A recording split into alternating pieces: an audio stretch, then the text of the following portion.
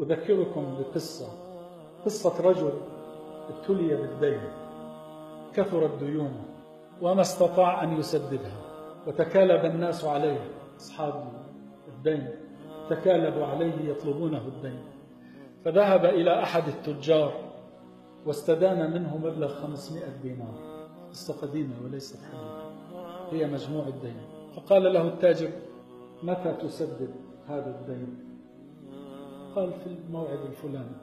أخذ هذه النقود ووزعها على الدائنين، ولم يبق معه شيء، وازداد حاله سوءا وتراجعا حتى جاء الأجل، أجل سداد الدين، ولم يجد معه ما يسدد به الدين. فجاء إليه صاحب الدنانير وقال له: جاء أجل الدين. قال: والله لا أملك منها شيئا. فاشتكاه إلى القاضي، فجيء به إلى القاضي: لما لا تسدد ما عليك من دين؟ قال: والله لا أملك منها شيئا. فأمر القاضي بحبسه حتى يسدد ما عليه. قال: يا سيد القاضي، أمهلني للغد حتى أذهب إلى عيالي وأخبرهم وأودعهم ثم آتيك. قال: وما الضمان أن تأتي في الغد وقد حكمت عليك بالسجن؟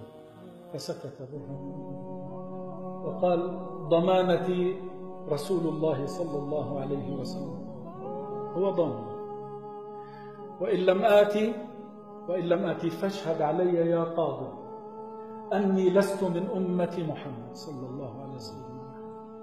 كان القاضي فيه مسحة من صلاح، وعرف قيمة هذه الضمانة، فتركه على أن يعود في الغد. فذهب هذا الرجل إلى زوجته وقال لها: حكم علي القاضي بالسجن. قالت: وكيف أطلقك؟ قال: أطلقت بضمانة رسول الله صلى الله عليه وسلم. قالت له: وقد ألهمها الله، طالما أن رسول الله صلى الله عليه وسلم هو ضمانتك، فتعال بنا نصلي على رسول الله. فجلسوا يصلون على رسول الله. شوفوا كيف تنفرج الكرب وتنحل العقد. وهم يصلون على رسول الله ناموا، فرأى رسول الله صلى الله عليه وسلم في المنام. قريب يا إخوان، قريب جدا، لكن ننظف قلوبنا اسودت من قلة الذكر ومن قلة الصلاة عليه صلى الله عليه وسلم. فرأى رسول الله صلى الله عليه وسلم في المنام، وأنتم تعلمون: من رآني في المنام فقد رآني حقا. قال له: يا هذا، إذا كان الصباح فاذهب إلى الوالي وقل له أن يسدد عنك دينك.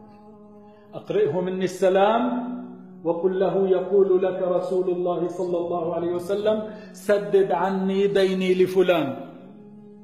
فإن لم يصدقك فقل له: معي علامتان. قال: ما هما يا رسول الله؟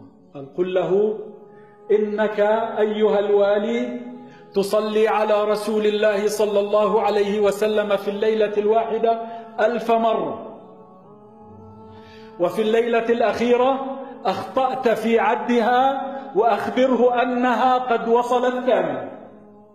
واستفاق الرجل في الصباح، خرج إلى عند الوالي، قال للوالي: رسول الله صلى الله عليه وسلم يقرئك السلام ويقول لك: سدد عني ديني. قال: وما علامة صدقك؟ قال: علامة صدقي أنك تصلي على النبي صلى الله عليه وسلم في الليلة 1000 مرة، وفي آخر ليلة أخطأت في العدد ويخبرك أنها قد وصلت كاملة. فبكى الوالي،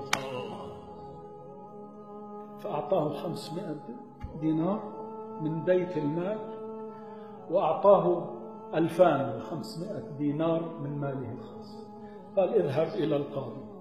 فذهب إلى القاضي ووجد القاضي يتحرك شوقا لرؤيته. قال: تعال، ببركتك رأيت رسول الله صلى الله عليه وسلم.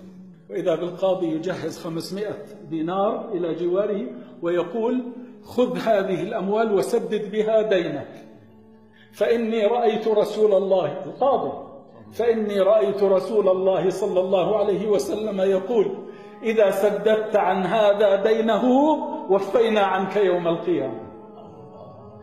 وإذا بالباب يطرق، وإذا بصاحب الدين يأتي يقبل الرجل ويقول: تعال ببركتك رأيت رسول الله صلى الله عليه وسلم يقول لي: إذا عفوت عن هذا عفونا عنك يوم القيامة، وهذه ل500 درهم أخرى هي لك. جاء مديون ب500 دينار وعاد إلى بيته ب4000 دينار ودينه قد سدد.